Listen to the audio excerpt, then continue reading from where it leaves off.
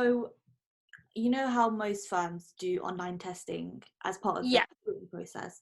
Most of them use the Watson Blazer, but yeah. others might use other forms. What's your sort of best advice for, really getting through that test? Because a lot of people do Uh, struggle with that. yeah. The psychometric testing often, like, especially kind of when I was first applying, I almost wasn't expecting it. Mm. Obviously, once you've done your research, you learn that a lot of firms do this. They are a lot of people who've taken them will also have taken the LNAT. Did you take the LNAT? Yeah, yeah, yeah. It's like years ago now. Um, Yeah. yeah, it is years ago. It's very similar. Um, and it's similar in the sense that the idea is that it's testing your raw skills rather than your knowledge. Yeah. Um, and that the idea of it is, you're not, it's testing raw intelligence. Yeah. It's also similar in the way, I'm not sure if I'm meant to say this, you can practice and get better. Okay, yeah, definitely. Yeah, definitely. If only because it gives you confidence and it familiarizes you with the format of what's going on. And I know there's supposed to be like, there's only one right answer, but sometimes you look at them and you're like, I could reason my way to two answers here. Yeah. And you really just need to know a little bit about the test and how obvious they want you to be. You normally are meant to go for the obvious answer, actually, I have learned. But sometimes you think, oh, maybe they're trying to trip me up. Actually, I think they're generally not trying to trip you up, but Yeah. it's good to get a feel for them. I think there is a free test online. I can't remember. Yeah, essentially, I think they do a Yeah, full test. So yeah, they often give you like a sample test. But I think if you go to some of the like the Watson Glazier website, I seem to remember there was like a sample one as well. yeah, Take that, just do it. yeah, There are some non-Watson Glazier other psychometric tests that you can take. I know you can buy like books of them. I didn't. They can be really expensive. yeah. I don't know how necessary that is. I don't think it's necessary because I didn't do it. Clifford Chance, while I was applying, had a free practice psychometric test. It wasn't a Watson Glazier test. That was quite hard to find on Google, but I did manage to find it on their website. Maybe try checking that out. So what about video interviews? I know a lot of people sort of get Those into. are the worst. They're horrible, aren't they? And I imagine actually firms that maybe haven't been using video interviews are probably likely to bring them in now, Yeah, so that they're bringing down candidates before they bring the possibly infected candidates into their offices in the summer. They're probably going to be filtering you out using video well beforehand, I imagine, yeah, to a greater extent. Yeah, they're really unnerving. What I would suggest, and I did this for a friend once I had done a few, is like take a note of the kind of questions they ask if you do a few. Get a friend to sit you down and practice. Like, just get someone to sit down and then start timing you 60 seconds to come up with something on the spot. well, yeah, The other thing I would say, and I would say this as a tip for interviews as well, just pre-prepare a couple of stories, because you're probably going to find that you use the same examples for maybe multiple kind of questions. yeah, You're going to have a few examples of times when you've worked with something difficult or come up with an interesting solution to something, and those are the kind of questions that are going to come up both in video and in person interviews. And you can adapt them, but practice telling them in a concise way, in an interesting way, in a way that gets the facts across and then says what you did about them, because that's really hard to do, and you may have the experience there and you're likely to be reusing that experience across several interviews. Just get quite good at telling 2 or 3 stories well. yeah, Probably have a few really key stories that you're going to be reaching to in interviews, because they really showcase the kind of skills that you want to, again, spell out how brilliant you are. practice them. There is something called, and I'm not going to remember it off the top of my head, but I recommend that if anyone's watching, they go away and look this up. The STAR method of telling a story in an interview. Yeah.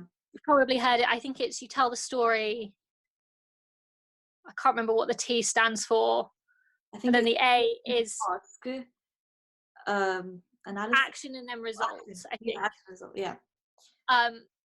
And just make sure that the way that you're telling it is conforming to that sort of structure, because it takes, if anything, it just takes some of the pressure off. And if something flashes up on a video interview that says, tell us about a time when you solved a problem, you're going to go, oh, thank goodness, I know that. Don't recite it, don't write it down. But I told my mum, I told this in the same format to my mum 3 days ago. I can pull it up now. Yeah. Because again, it is about spelling it out. It is about showcasing how good you are and making it really obvious to the interviewer in a way that ticks their boxes. Yeah. Unfortunately. And again, just practice. Conciseness is a difficult, she says, rambling on. Conciseness is a difficult skill, and it's one that you need to show as a trainee, that you can make a point quickly. Yeah. My God, I'm really not making my point very well.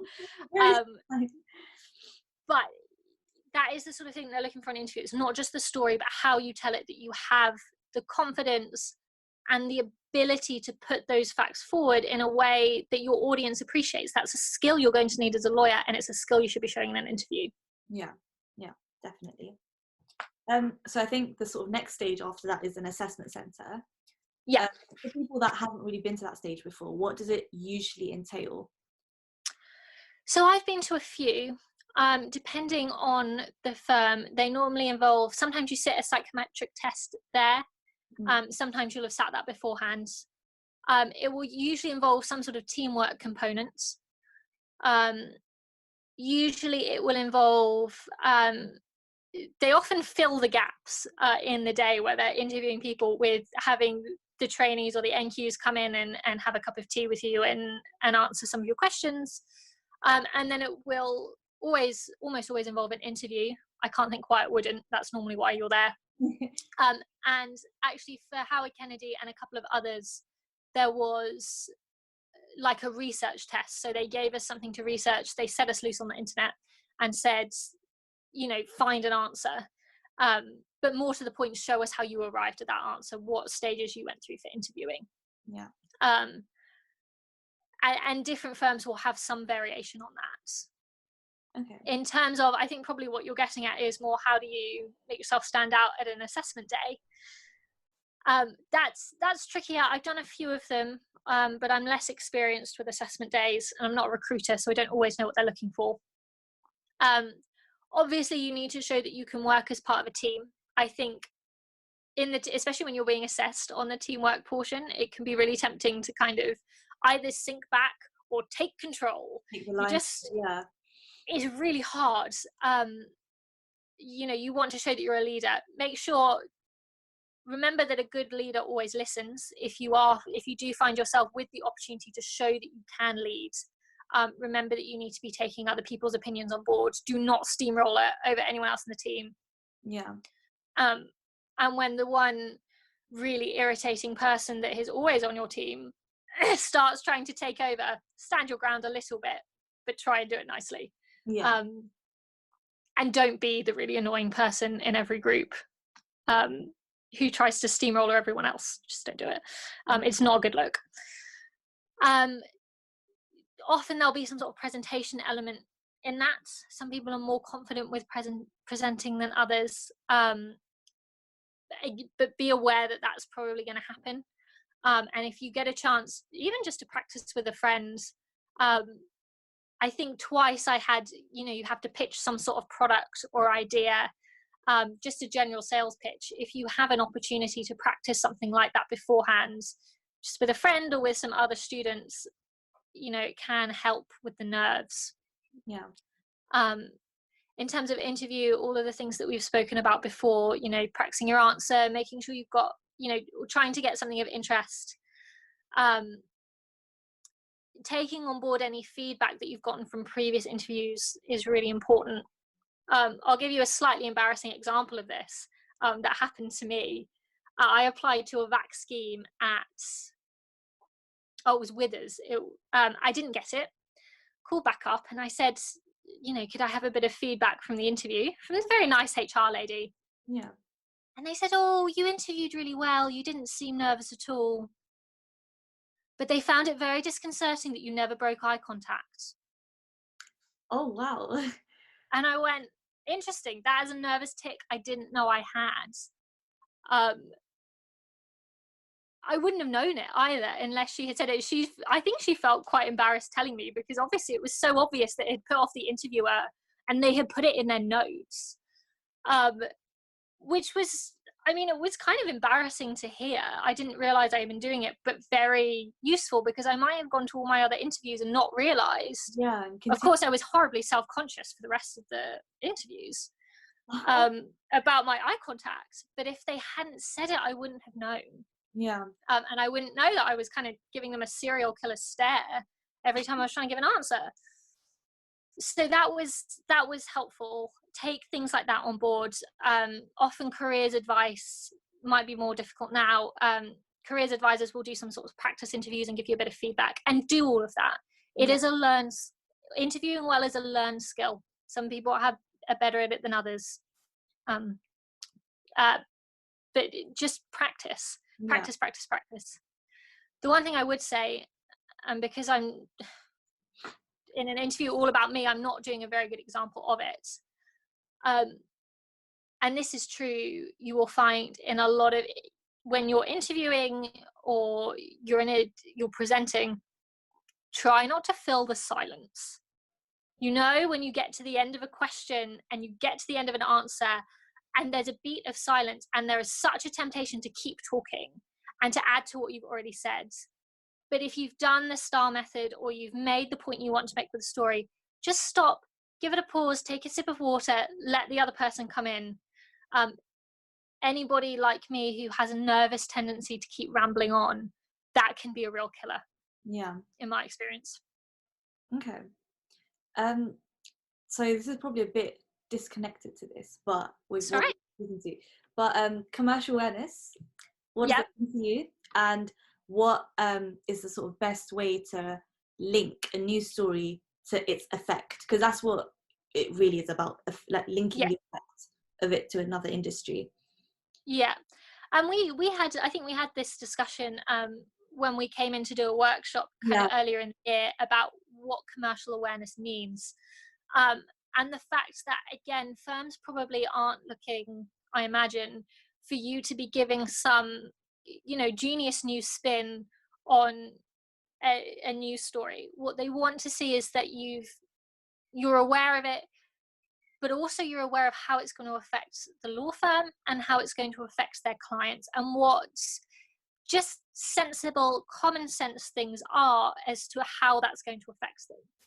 And that you've taken an interest, because they're looking for somebody who's going to take an interest in their career and their practice area, and you need to show from the get-go that you're willing to take that interest. Yeah. So think about, when you look at a story, think about how it might affect clients, how it's going to affect them from a business perspective, how it's going to affect them from a legal perspective. Don't be afraid of the necessary obvious answers.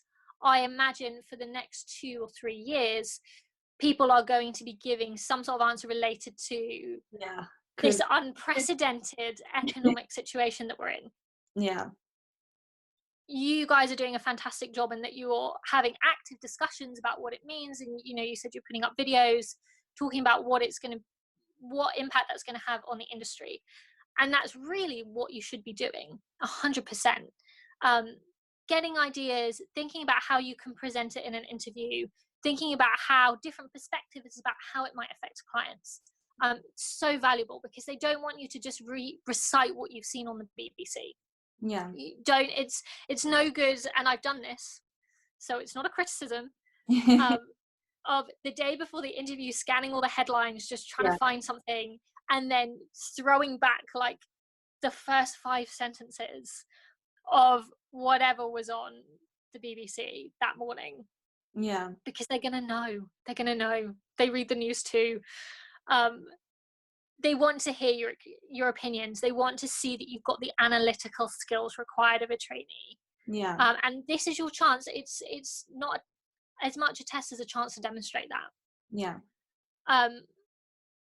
The other thing I would say, if you're going into a firm and you do have an assessment there and an interview coming up, is that a lot of firms, especially larger firms, will have some sort of blog where they deal with, I'm sure you've seen them, where they deal with the current issues of the day. That is going to tell you, one, exactly which news stories are going to be affecting relevant departments in the firm. So you're not going to get, if you're looking at that, you're probably not going to get caught out with something that's irrelevant to the practice areas of the firm. Don't recite their own articles back at them. The HR lady in the interview may well pick that up. Yeah. But building on ideas, even saying, I read this, I went to your website and I saw that, someone in your construction department had written an article about this. I followed the link and I read this as well, and I think X, Y, and Z. It just shows you've done the research. You're aware. You thought to follow the trail of breadcrumbs that takes you to the answer, and you've got those skills. Yeah. So firm blogs are a fantastic resource, and if you're not using them, I'd really suggest that you do. I'm sure you are, but some of the viewers might not. Yeah. I think sometimes commercial awareness can feel a little bit contrived when you're trying to show, look, I've been watching the news. Because obviously when I'm in a law firm, I'm interested in the private client area. I know that's kind of where I want to qualify. And so the commercial awareness that I'm having to keep up with is much narrower. Yeah, related to what you're doing. Exactly. It's related to what I'm doing. I'm watching for specific things, or I'm looking at specific areas. I have fancy alerts in my inbox now that, send me news stories. Yeah. And that's, I do appreciate that was so much more difficult when I was applying, because you don't know where to look. There's so much going on. You don't have the industry insights. So I appreciate it's hard. And, recruiters appreciate that it's hard. So you do want to show that you're making an effort. It is a chance to really shine. Getting involved with something like a commercial awareness society is just really good, because it gives you that extra chance to shine in an interview. Yeah. And don't discount it, because it's really helpful. Yeah, definitely. I think we've got time for one last question. Yeah. So in terms of your typical day at work at Howard Kennedy, how would you describe it? And I guess it's another question in this question, but that's right. So yeah, a typical day at work, and how the transition was going from an LPC student to a trainee. Okay. I'm going to deal with your second question first. Okay. I have to tell you, the LPC wasn't that difficult compared to being a trainee. I don't mean I don't mean to put it down. I do understand studying is stressful, and it's stressful in a different kind of way. Yeah.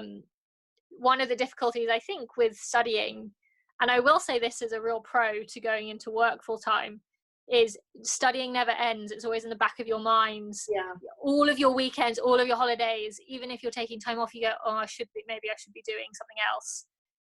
Time you spend doing something else is time you're not spent studying. Yeah. Obviously, when you go into work, the nice thing was your weekends do become a bit more of your own.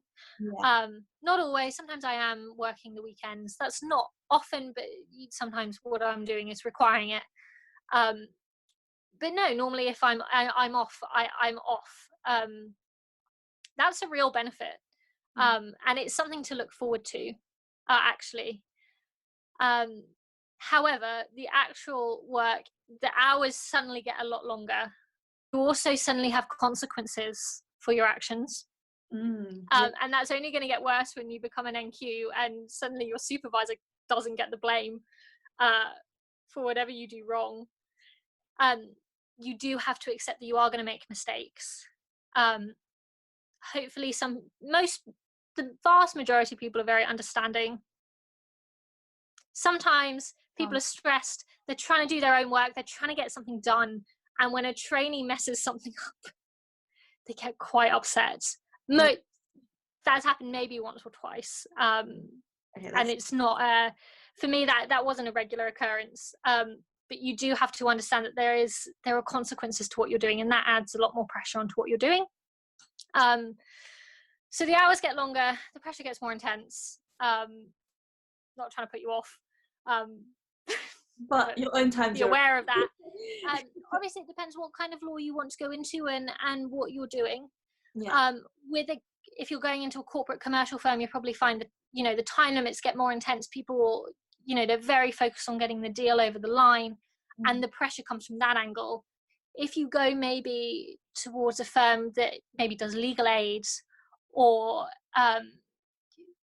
does sort of much more emotive or maybe lower value but more difficult areas, I've got friends who goes into housing and immigration, family law. The pressure comes from the emotion and the fact that your client may not take your advice. Depending on you suddenly have a lot of responsibility, and that can feel very heavy. And so my point is, it will depend on the kind of work that you go into and the kind of firm as to where that pressure is coming from. Yeah. And you need to be prepared for that. My typical day at work, I'm probably varied between the seats that I did. Yeah, of course. I think a lot of people's questions, although they don't want to ask it because they want to seem like they'll be committed, whatever, is what are the hours? I start probably, my contractual hours are 9:30 to 5:30. I tend to work a fair bit longer than that.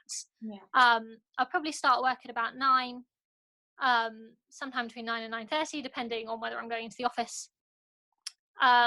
And I probably work, if I don't have that much on, I'll probably work till about 6:30. As soon as something comes in, it can push back to 7, 8 quite easily. If something has come up where it has, a case gets to an intense point, or there's a lot of paperwork that needs to be done, that can get longer. Yeah. It can be peak and trough. If you're working in a corporate department, you'll hear the phrase feast or famine. You'll have massive amounts of work. I fortunately have never had to work through the night. I know trainees that have.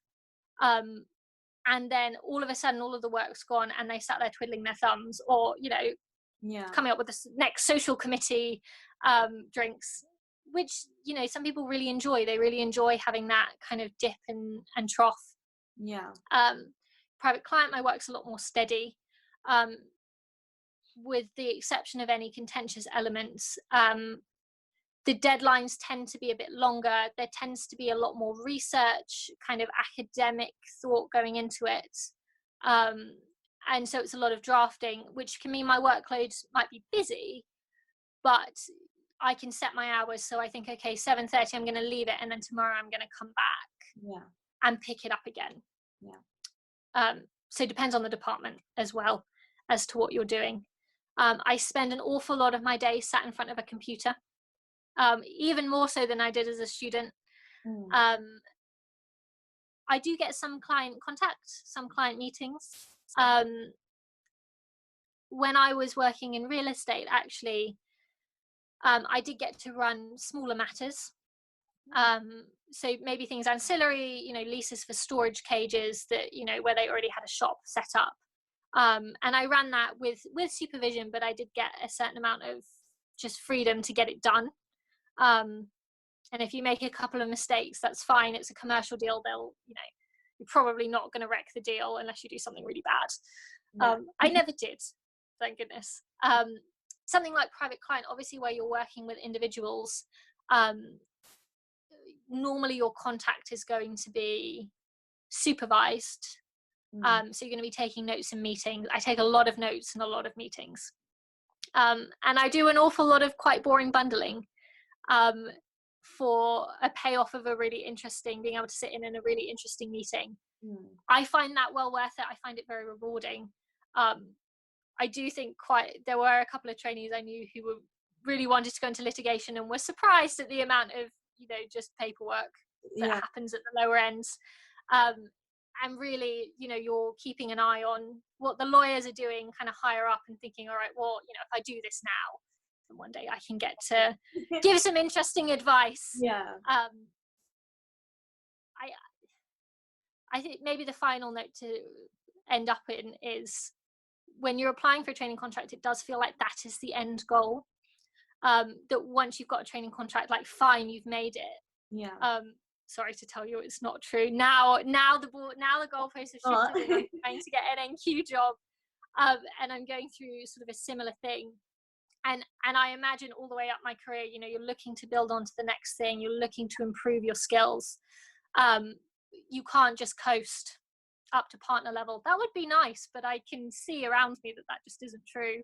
Yeah. It's just sad. It's never ending, unfortunately. It does. There are, you know, being a trainee comes with its own set of stresses. I would say it's been really, really rewarding. I've enjoyed it so much, even though there have been moments where I feel like I have no idea how to do what's asked of me. I've worked it out, and I've gotten there, and it gets to the weekend, and I take a break, and I come back on Monday. I mostly get to take a weekend. And I come back on Monday, and I feel better. It's hard work. It's so rewarding. And I think people should take that as encouragement.